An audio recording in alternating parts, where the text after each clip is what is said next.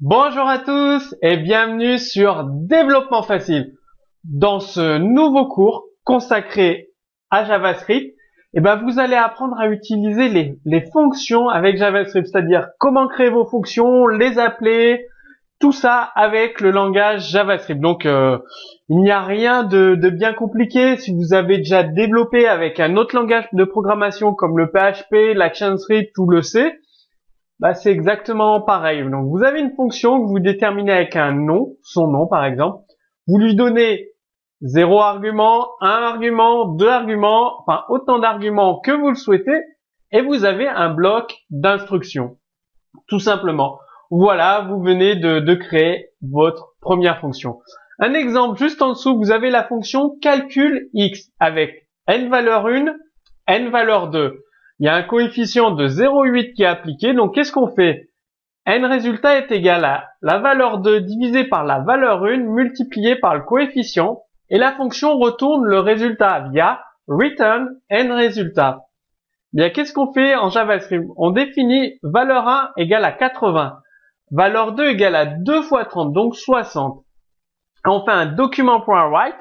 Le calcul pour une valeur de 80 et de calcul x, donc ça appelle la fonction en passant la valeur 80 et la valeur 60.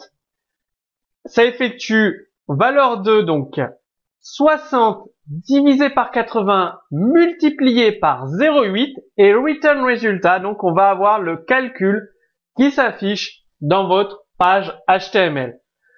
Donc voilà un petit peu les fonctions. Il faut avouer que c'est extrêmement simple, surtout si vous avez déjà programmé dans un autre langage comme le PHP, l'ActionScript, le C. Donc maintenant, l'avantage des fonctions, c'est que si dans votre code actuel, vous avez des blocs d'instructions qui se répètent, que vous faites des copier-coller par bloc, votre bloc d'instructions, au lieu de le répéter, vous le mettez dans une fonction, vous mettez des variables d'entrée et un return pour que la fonction renvoie une réponse. Donc, en entrée de la fonction, vous lui donnez des arguments, par exemple, un argument, une voiture, et la fonction effectue des algorithmes, modification de la couleur, du modèle, et en sortie, vous faites un return, donc ça renvoie une voiture, la fonction, et donc vous utilisez cela dans votre code. Donc plutôt que de copier-coller 10 fois les mêmes blocs d'instructions dans votre code, vous créez une fonction et vous l'appelez 10 fois.